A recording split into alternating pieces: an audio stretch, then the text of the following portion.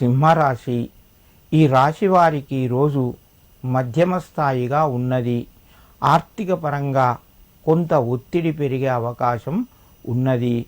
నిర్ణయాలు మారుతాయి.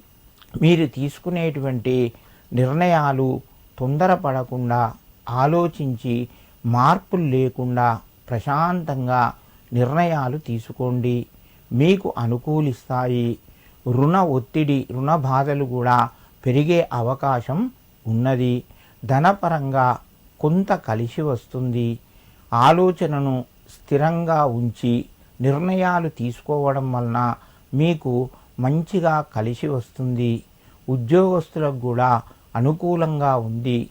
నిరుద్యోగ ప్రయత్నాలు కొంత ముందుకు కొనసాగుతాయి.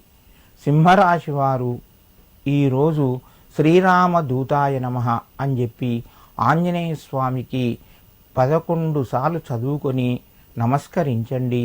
మీకు మరింత శుభయోగం కలుగుతూ ఉంటుంది.